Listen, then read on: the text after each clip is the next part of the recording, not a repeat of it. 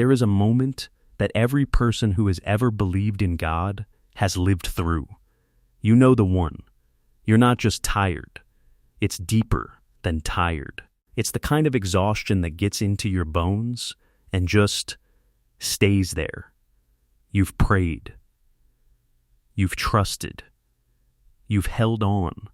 You've declared the promises of God out loud, sometimes in the dark, sometimes through tears, sometimes when your own words felt completely hollow and you weren't even sure you believed them anymore. And then one morning you wake up and realize that the thing you've been holding on to is gone. Your grip is gone. Your strength is gone. And in that moment, a thought creeps in that most believers never say out loud. Maybe God has forgotten me. I want to sit with that for a second, because I think that thought, that quiet, terrifying thought is, honestly, one of the most human things a believer can experience. And we do each other a real disservice when we rush past it, when we hand someone a verse and move on like the question itself wasn't real, like feeling forgotten by God is some kind of spiritual failure. It isn't. It never was. Here's what I've come to believe after spending real time in these scriptures. The moment you feel forgotten is often the exact moment God is closest. The moment your strength finally breaks, that's often the precise moment He's been waiting for.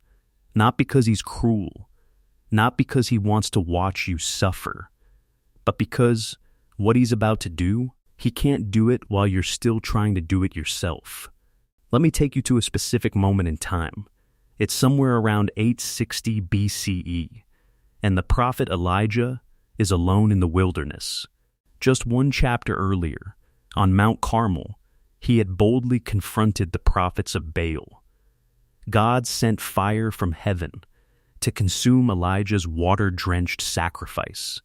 The people fell on their faces. The false prophets were exposed. It was the greatest public victory of Elijah's entire ministry. And then, within what feels like hours, everything unravels. In chapter 19, Elijah is fearful, running scared, exhausted, depressed, and wanting to die.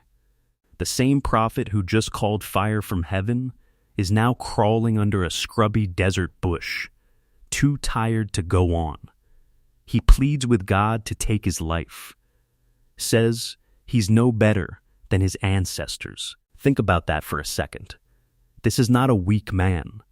This is Elijah, one of the most powerful prophets in all of Scripture. And he's lying in the dust, asking God to let him die, not because his faith was small, but because he had given absolutely everything he had, and there was nothing left. And I think we get this wrong almost every time. Most people read this story and see failure. They see a prophet in spiritual crisis, a man who lost his nerve right after his greatest triumph. There's a kind of quiet judgment in how we talk about this moment, like Elijah should have known better. But that completely misses the point. What I see in 1 Kings 19 is not a prophet at his lowest. I see a man who finally ran out of himself. And I don't think God was disappointed by that. I think he was waiting for it. Here's the thing nobody really talks about. Your strength, the very thing you've been relying on to survive this season, may be the one thing standing between you and the miracle. Not because you're wrong to be strong, but when you're strong enough to manage things on your own, you naturally just manage them on your own. When you can hold it together, you hold it together.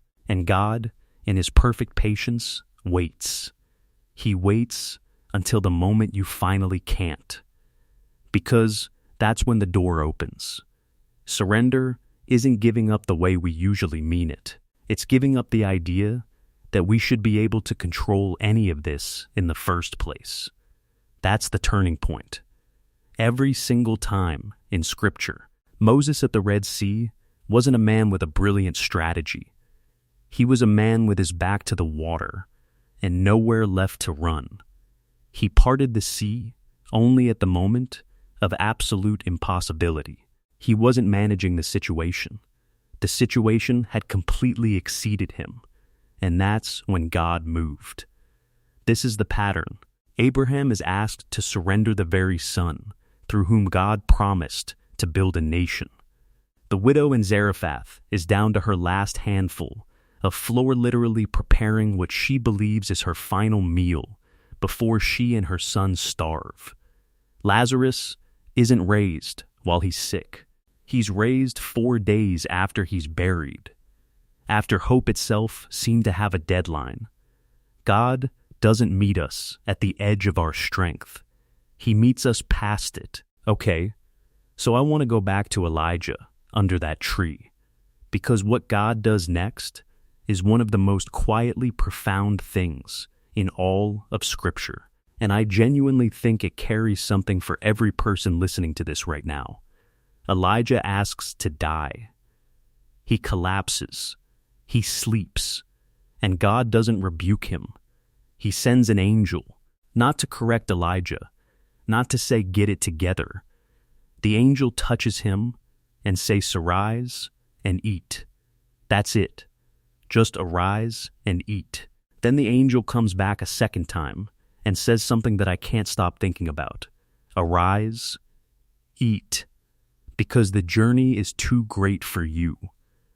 The journey is too great for you. Sit with those words for a second, because that's not a condemnation.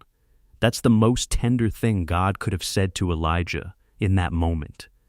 It's an acknowledgement, a gentle, divine admission that yes, what you're carrying is too heavy. This road is more than you can walk alone. That's not a failure. That's just the truth. And instead of demanding more from Elijah, God gives more to Elijah. He provides food, water, rest, sends him to Horeb, the Mount of God. And then something happens there that reshapes everything. God's presence isn't in the wind, or the earthquake, or the fire. It's in the silence. So can I ask you something? When everything loud in your life has finally gone quiet, when the striving stops, the managing is done, when you've run out of plans and prayers and energy, what if that's not abandonment? What if that's exactly where God speaks? Not to the version of you that has it together, to the version of you that has nothing left. There's something researchers have actually observed about surrender that I find kind of remarkable when you hold it up next to what Scripture says. Psychology Today notes that many people find life more manageable once they not only surrender control, but ask something greater than themselves to take care of the situation. And studies have found that surrender is strongly linked to psychological well-being, thriving, happiness, flourishing, life satisfaction. The world, through its own lens, is tracing the outline of something Scripture has said for thousands of years. There is a power on the other side of your exhaustion that you can't reach any other way. You don't get there by trying harder. You get there by finally stopping. Paul got this. He writes in 2 Corinthians 12 that God told him plainly, "My grace is sufficient for you, for my strength is made perfect in weakness." And then Paul says something that sounds almost irrational. He says he'll boast in his weaknesses, take pleasure in his difficulties, because when he is weak, that is precisely when he is strong, not his strength. God's. This is the great inversion at the heart of the gospel. The last shall be first. The humble shall be exalted. The empty shall be filled. And the person who has nothing left, they're standing at the exact threshold where God does his greatest work. I want to speak directly to someone right now. You've been holding on for a long time, believing for something that hasn't come yet. You've prayed the same prayer so many times you've lost count. You've trusted and been disappointed. You've gotten back up and been knocked down again. And lately, if you're honest, you're not sure you have the strength to get back up one more time. Here's what I need you to hear. That is not the end of your story. That is the setup for the miracle. Against everything that looked like failure, God restored Elijah back to his ministry, not despite the breaking. Through it, the emptying wasn't the conclusion. It was the preparation. God reminded Elijah the work wasn't done, that it hadn't been in vain. He promised protection, provision, a helper. He wasn't finished with Elijah under that tree. He's not finished with you either.